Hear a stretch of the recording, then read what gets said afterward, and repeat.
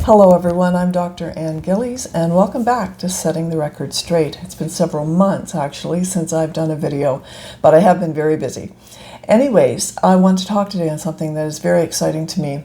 In 2019, in fact in May of 2019, I had sent a request to my local school board to make a presentation to them, to the trustees, on the whole issue of transgender and my concerns with the education that our children are getting, and then the long-term consequences and effects, and gave some scientific information. Anyways, I was not allowed to present that to the school board.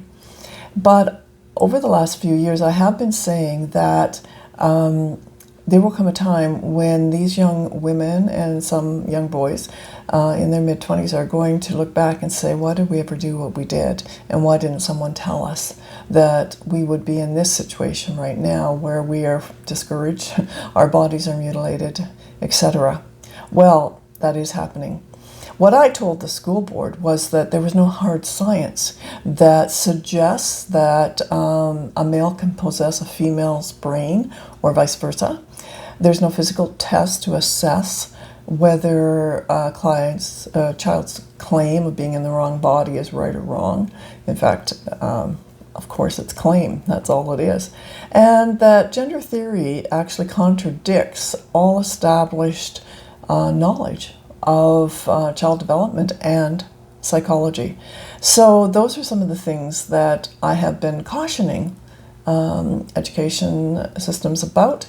Of course, no one was listening. But last week, things are beginning to turn around because a judge in the UK actually sided with a young woman.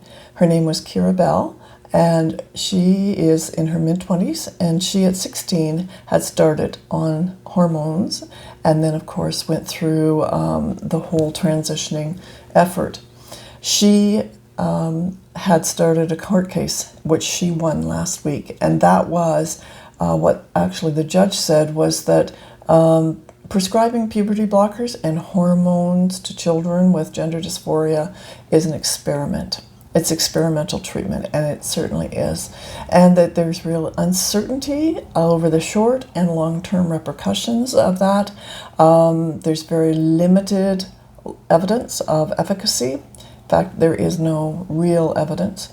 The children, adults then, are left infertile, reduced sexual functioning, they have bone density issues, they have developmental issues, not going through puberty, and so there's a lot of long-term effects. And the court found that children are very unlikely to be able to adequately understand and give informed consent to these experimental treatments. Kudos to this judge. And yes, he's absolutely right. No 16-year-old, no 10-year-old should be able to give consent. And the parents that are giving consent for these on behalf of their children need to look at the actual research out there, which is not suggestive of good health for their children.